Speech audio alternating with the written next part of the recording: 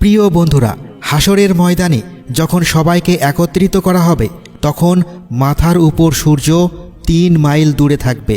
আল্লাহ তাআলা 7 শ্রেণীর মানুষকে আরশের ছায়ায় স্থান দিবেন।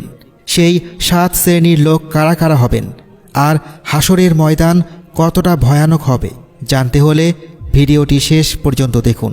প্রত্যেক প্রাণীকেই মৃত্যু স্বাদ গ্রহণ করে নিতে হবে। এমনিভাবে সকলকে হাসরের মতো এক কঠিন দিনের ভয়াবহতার সম্মুখীন হতে হবে। হাসর হলো দুনিয়ায় আমাদের সকলের কর্মফলের বিচারের জন্য একত্রিত হওয়ার দিন। সেই দিন যখন শুরু হবে তখন হজরত ইসরাফিল আলাইহিসসালাম হাসরের মাঠে একত্রিত হওয়ার জন্য তার সিংগায় ফুৎকার দিবেন। তখন সবাই পিঁপড়া ও বিক্ষিপ্তভাবে বেড়ানো পঙ্গপালের মতো উঠে দাঁড়াবে। সবার মনে এই প্রশ্ন আসা স্বাভাবিক যে হাসরের দিন কতটা বড় হবে আর কতই না ভয়াবহ হবে সেই দিন। দুনিয়ার বছরের হিসেবে হাসরের দিন হবে প্রায় 50,000 বছর। আর সেই দীর্ঘ বিভীষিকার ময়দানে কারো কথা চিন্তা করার অবস্থা কারো থাকবে না, কেউই কারোর দিকে তাকাবে না। তখন সবাই ইয়া নফসি ইয়া নফসি করতে থাকবে। সেই হাসরের দিনে মানুষ, জিনজাতি ও পশু পাখিরা ক্রমাগত দৌড়াতে থাকবে। একসময় যখন সবাই ক্লান্ত হয়ে থামবে তখন বিস্ময়করভাবে দেখবে সবাই একটা নির্দিষ্ট দলে ভাগ হয়ে সারিবদ্ধ হয়ে দাঁড়িয়ে আছে। এই দিন নিয়ে নবী হজরত মুহাম্মদ সাল্লাল্লাহু আলাইহি ওয়াসাল্লাম বলেছেন, অবশ্যই মানুষ সেদিন 3টি দলে বিভক্ত হবে, যাদের মধ্যে এক দল বাহনে করে যাবে এবং তারা সম্মানিত হবে, আর এক দলকে ফেরেশতারা চেহারায় হাঁটিয়ে দোজখে নিয়ে যাবে, আর এক দলকে হাসরের উত্থিত করা হবে। তখন সবাই প্রশ্ন করল, হে আল্লাহ রাসূল, মানুষ কিভাবে তার চেহারায় হাঁটবে?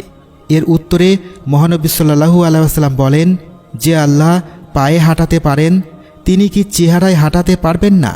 কতই না ভয়াবহ হতে পারে সেই দিন।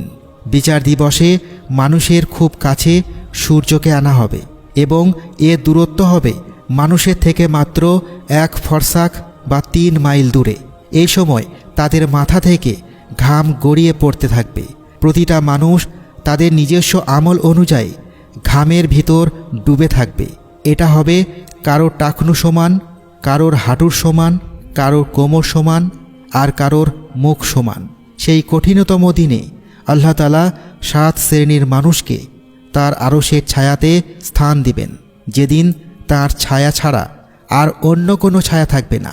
তারা হলেন 1 ন্যায়পরায়ণ বাদশাহ, 2 আল্লাহর ইবাদতে জীবন অতিবাহিত করা যুবক, 3 যে ব্যক্তির অন্তর সর্বদা মসজিদের সাথে যুক্ত থাকে, 4 2 ব্যক্তি যারা পরস্পরকে আল্লাহ তাআলা সৃষ্টির জন্য ভালোবাসে, 5 যে একান্ত নির্জনে আল্লাহ তাআলাকে স্মরণ করে তার 2 চোখ দিয়ে অশ্রু বিসর্জন করে, 6 ওই ব্যক্তি যা কোনো সম্ভ্রান্ত ও সুন্দরী নারী কুপ্রস্তাব দেয় আর সে বলে আমি আল্লাহকে ভয় করি, এবং 7 ওই ব্যক্তি যে দান করে খুব গোপনে, যাতে তার বাঁ হাতও জানে না ডান হাত কি দান করে।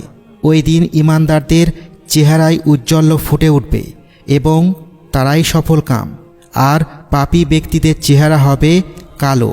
কিয়ামতের দিন মুক্তি পাওয়া মানুষের দৈর্ঘ্য হবে প্রায় 8 গজ। তাদের চেহারা থাকবে উজ্জ্বল আর তাদের মাথায় মুক্তার টুপি পরিয়ে দেওয়া হবে। আর অন্যদিকে কাফিরদের অবস্থা হবে খুবই করুণ। তাদের আমলনামা দেওয়া হবে বাঁ হাতে আর মাথায় পরানো হবে আগুনের টুপি। ওই দিন সব প্রাণীকে দুনিয়ায় প্রতিশোধ নিতে বলা হবে।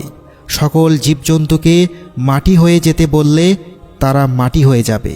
পাপীরা তখন নিজেদের আসন্ন বিপদ দেখে বলবে, আহ, যদি মাটি হয়ে যেতে পারতাম তাহলে কতই না ভালো হতো। এই কঠিনতম দিনের কথা ভাবলে চোখ অশ্রুসিক্ত হয়।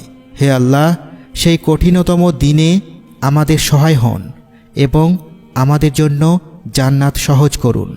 আমিন।